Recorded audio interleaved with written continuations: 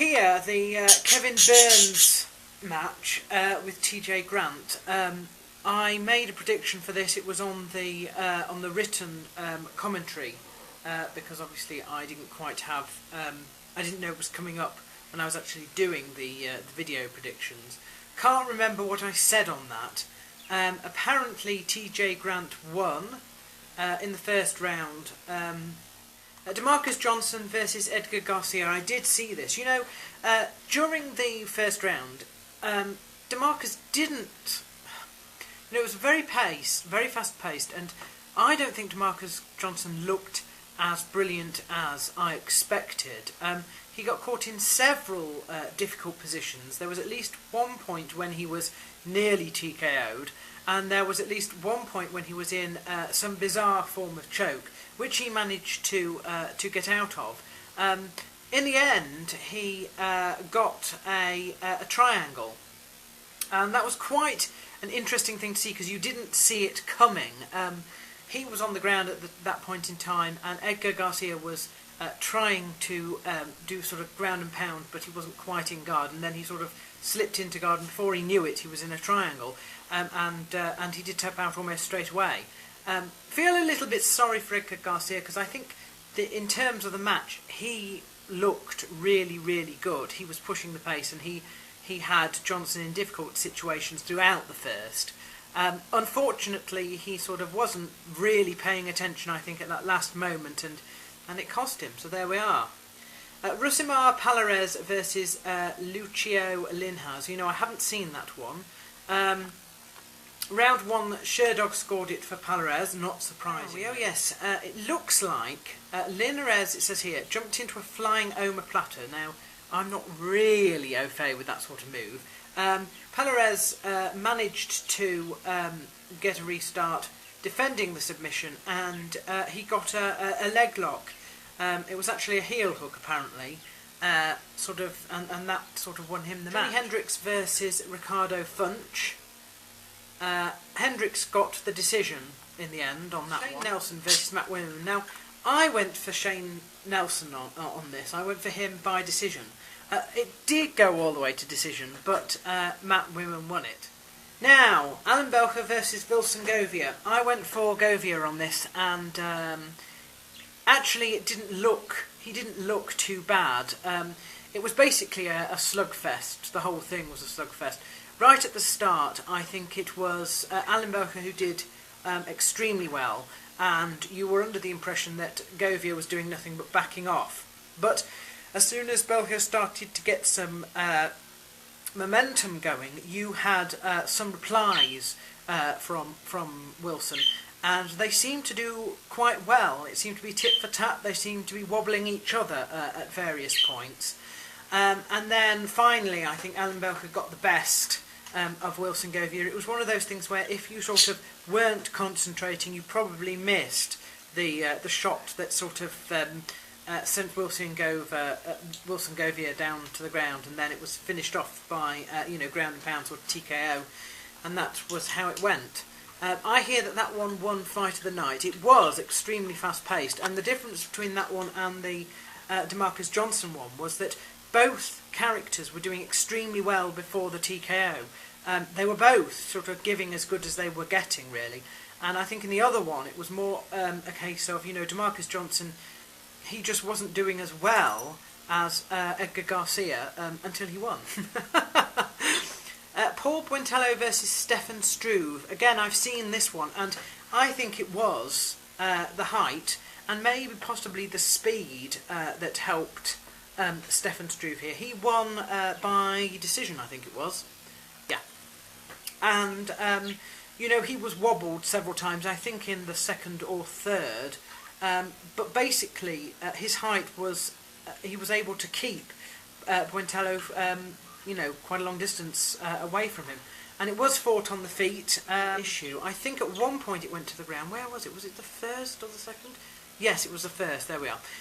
It went to the first, and they did go to the ground, and I remember that Stefan Struve was trying for the submission for a very, very long time. I think he went for the RNC, went for some sort of choke, and he just couldn't get it. that was interesting because he does go for a lot of submissions. That is in his resume, but I think I did say that I didn't see him able to submit Buentello, and of course it didn't happen in the end. Kenny Florian versus Clay Guida. What a fantastic fight that was. And I was right this time, saying that I thought that Kenny would be able to bounce back. He did significantly better than I thought, in fact. I did think that he would probably get a decision, but he actually got a finish.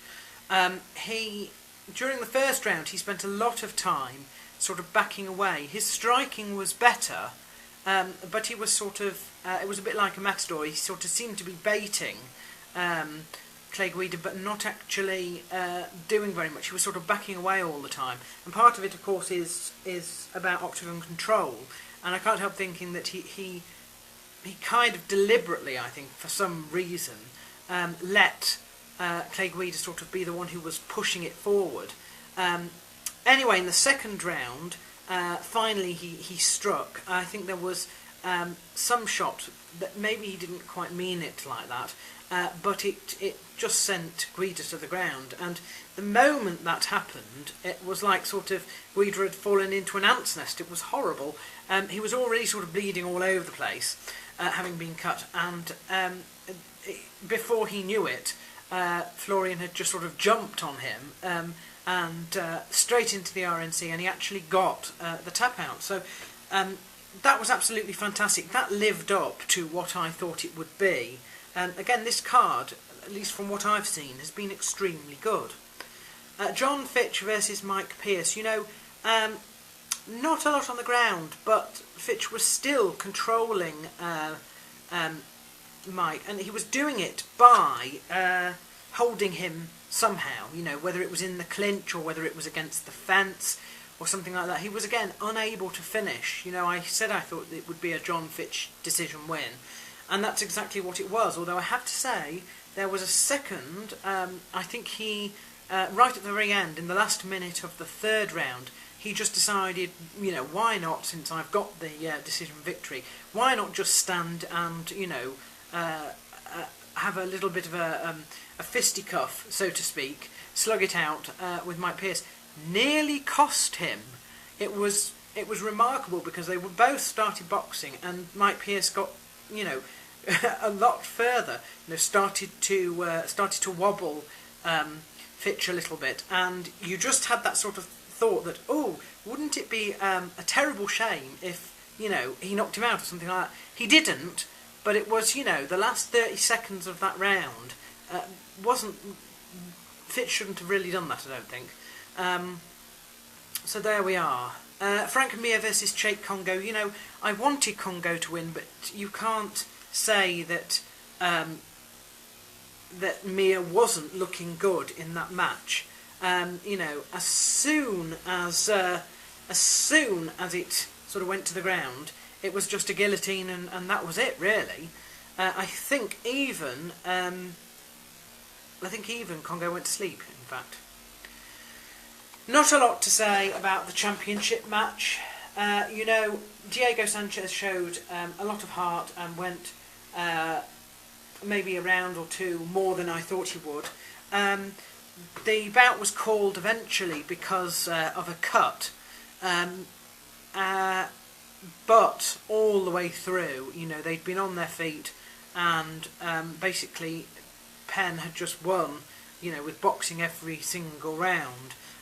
It was quite, he was taken apart, really, was Sanchez, I think. Interesting to see that Penn didn't want to go to the ground. People have said, that might be why he tried to keep Sanchez at a distance by boxing, even into the fifth round. Whatever happened, if it had gone to decision, Penn would have won by decision. And, I do say that a stoppage is much better. But with Penn's record, it wouldn't have hurt him at all, I don't think, to have got a decision victory, since that very, very rarely happens with him at all.